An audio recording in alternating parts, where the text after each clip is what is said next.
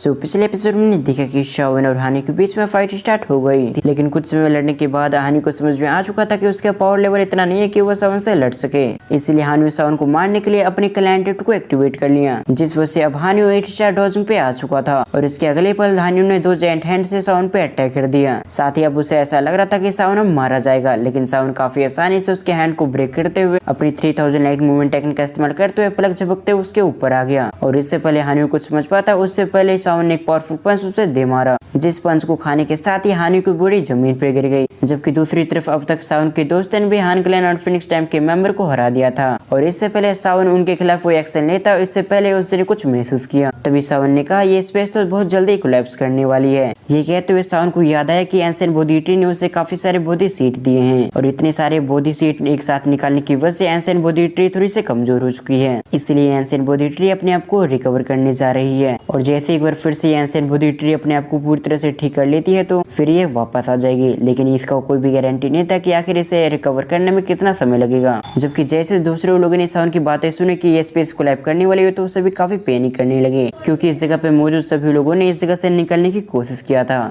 पर ये सभी किसी तरह से इस स्पेस से नहीं निकल पा रहे और अगर ये सभी इस जगह से जल्दी नहीं निकले तो ये सभी इस जगह पर फंसे रहेंगे। जैसे ही थॉट सभी के दिमाग में आई तो वो सभी परेशान हो गए। फिर सीन शिफ्ट होकर हम फिनिक्स टाइप और हान क्लैन के मेंबर्स को देखते हैं जो जमीन से उठ चुके थे और जल्दी उन्होंने हानि को भी जमीन से उठा लिया था। तभी ज़ू फेंग ने हानि की ओर देखते हुए सवाल किया, अब हमें क्या करना चाहिए, क्योंकि ये स्पेस तो बहुत जल्दी कोलैप्स कर जाएगी, इसलिए हमें जल्द से जल्द इस जगह से निकलने का कोई रास्ता ढूंढना होगा। जबकि ज़ू फेंग की बातों को सुनने के बाद हानि भी कुछ समय तक सोचता रहा और तभी हानि की नजर शाओन पर पड़ी, जिस वजह से उसने अपनी दांतें भेज ली। तभी हानि ने ज़ू फेंग से कुछ कहा जो बातें हमें कुछ समय बाद पता चलेगी, लेकिन जैसे ही ज़ू फेंग ने हानि की बातों को सुना तो उसने भी नोट कर दिया, साथ ही उसकी आंखें भी कोल्ड हो चुकी थी। लेकिन जब ये दोनों आपस में कोई खिचड़ी पका रहे थे तब दूसरी तरफ हम स्पेस को देखते हैं जहाँ पर काफी सारे दरारें बनने लगी, जो देखकर सभी लोग और भी पैनिक करने लगे और इससे पहले कि कोई व्यक्ति रिएक्ट भी कर पाता उससे पहले स्पेस पूरी तरह से कोलैप्स कर गई। सीन शिफ्ट होकर अब हम बाहर की ओर देखते हैं जहाँ पर एक बड़ा सा पेड़ लगा हुआ था और ये पेड़ एंशिएंट बोधी ट्री की थी। एंशिएंट बोधी ट्री की हम आजू बाजू देखते हैं जहाँ पर काफी सारे लोग मौजूद थे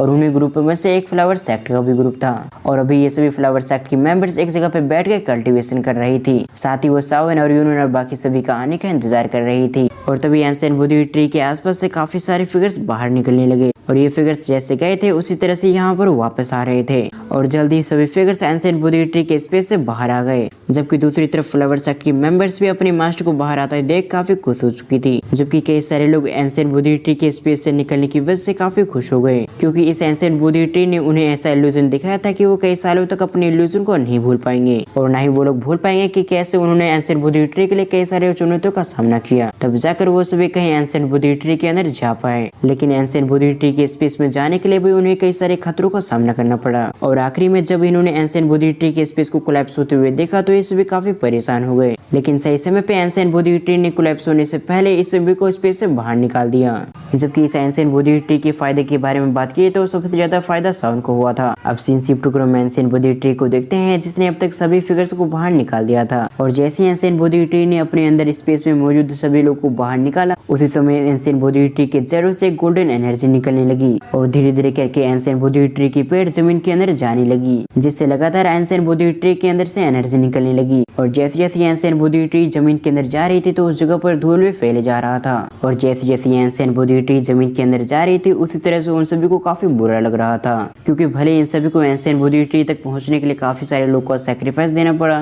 लेकिन इसके बावजूद उन सभी के हाथों में बोधी हार्ट नहीं लगा। जबकि इन चीजों के बारे में सोचते हुए हानु ने कहा एंशिएंट बोधी ट्री को देखना सचमुच काफी रेयर है, लेकिन किसी तरह से हम सभी एंशिएंट बोधी ट्री तक पहुंच गए, पर एंशिएंट बोधी ट्री के पास पहुंचने के बावजूद हम सभी को एंशिएंट बोधी हार्ट नहीं मिला। ये कहते हुए हानु ने गहरी सांसें ली। जबकि दूसरी तरफ हम शाओन को देखते हैं जो हानि की बातों को सुनने के बाद उसने अपने हाथों को अपने हार्ट के पास रख लिया। तभी शाओन ने अपने मन में कहा ये लोग जिस बोधी हार्ट के बारे में बातें कर रहे हैं वो बोधी हार्ट मुझे मिल चुकी है और ये बोधी हार्ट शाओन को 100 रिइंकार्नेटेड के अंदर ही मिल चुका था और अभी प्रेजेंट में बोधी हार्ट को लेने के बाद शाओन के चेहरे पे स्माइल आ गई। तभी शाओन ने एक बार फिर से अपने मन में सोचा मैंने भले इस बोधी हार्ट को ले लिया हो लेकिन इसके बावजूद अभी रिफाइन करना बाकी है, इसलिए अब मुझे एक अच्छा सा टाइम देकर इस बोधी हार्ट को रिफाइन करना है और अगर मैंने सक्सेसफुली बोधी हार्ट को रिफाइन कर लिया तो फिर मैं 2 लेवल पे पहुंच जाऊंगा। ये सब सोचते हुए सावन का ध्यान एंशियंट बोधी ट्री पे गया, जिसकी ओर देखते हुए सावन ने अपनी नजरों को नीचे कर लिया। साथ ही उसने एंशियंट बोधी ट्री को धन्यवाद किया, क्योंकि इस एंशियंट बोधी ट्री की वजह से सावन को काफी फायदा हुआ है। तभी सावन ने अपनी धीमी सी आवाज में कहा, मैं उम्मीद करूंगा कि हम फिर से इन फ्यूचर जरूर मिले।